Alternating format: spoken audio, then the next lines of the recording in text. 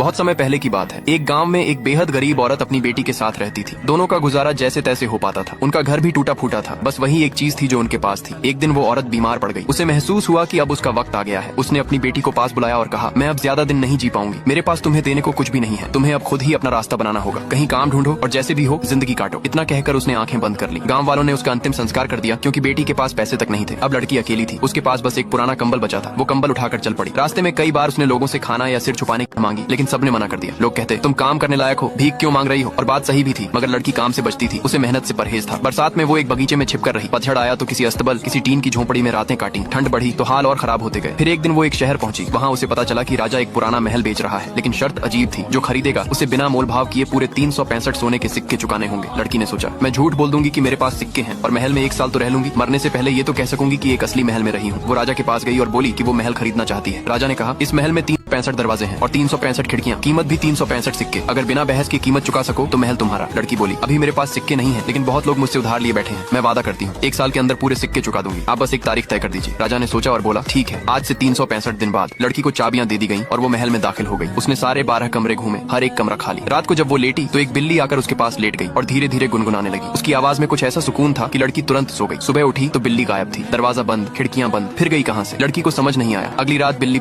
और इस बार उसके मुंह से एक चमचमाता हीरा गिरा। लड़की हैरान रह गई। हीरा उठाया, घुमाकर देखा, फिर उसे एक डिब्बी में रख दिया। इसके बाद तो हर रात यही होने लगा। बिल्ली आती, हीरा गिराती और पास आकर लेट जाती। 1 महीना बीत गया। फिर लड़की ने ठान लिया, अब ये रहस्य समझ कर ही रहूंगी। उस रात जब बिल्ली आई, लड़की ने पहले जैसा ही किया। प्यार से सहलाया, हीरा उठाया और सोने का नाटक किया। जैसे ही बिल्ली को लगा कि वो सो चुकी है, उसने जमीन पर जोर से पंजा मारा और दरवाजा अपने आप खुल गया। वो बाहर निकल गई। लड़की भी चुपचाप उसका पीछा करने लगी। महल के गलियारे पार करते हुए बिल्ली एक गुप्त सीढ़ी से नीचे गई। रास्ते में अजीब पेड़ थे। लड़की ने 2 टहनियां तोड़ ली, लेकिन वो टहनियां खनखनाई से बिल्ली थोड़ा सतर्क हो गई। लड़की तुरंत पेड़ के पीछे छिप गई। बिल्ली ने कुछ नहीं देखा और आगे बढ़ गई। जब वो एक खुले मैदान में पहुंची तो उसने हवा में एक कलाबाजी मारी और अगले ही पल वो एक बेहद हैंडसम राजकुमार में बदल गई। नीचे संगीत बज रहा था, लोग हंस रहे थे और डांस कर रहे थे। लड़की ने ये सब देखा और चुपचाप लौट आई। अगली रात फिर वही हुआ। बिल्ली आई, हीरा गिराया और पास लेट गई। लड़की ने अनजान बनते हुए कहा, हर बार कहाँ घूम आती हो तुम? फिर मुस्कुराकर बोली, मुझे पता है तुम कौन हो, मैंने सब देख लिया है, ये रहे सबूत। इतना सुनते ही बिल्ली ने जोर से चीख मारी। महल की सारी खिड़कियां चटक गईं। फिर उसकी खाल गिरने लगी और वही राजकुमार उसके सामने खड़ा था। उसने कहा, मुझ पर एक श्राप था, मैं मरना नहीं चाहता था, इसलिए खुद को एक बिल्ली बना लिया। तब कोई लड़की मेरा राज नहीं जानती, मैं वापस इंसान नहीं बन सकता था। तुमने वो कर दिखाया। अब ये सारे हीरे तुम्हारे हैं, इन्हें बेचो, राजा को उसका पैसा दो और महल हमेशा के लिए तुम्हारा हो जाएगा। और ऐसा ही हुआ। लड़की ने हीरे बेचकर राजा को पूरा पैसा चुकाया। महल उसका हो गया। कुछ समय बाद वो और राजकुमार साथ रहने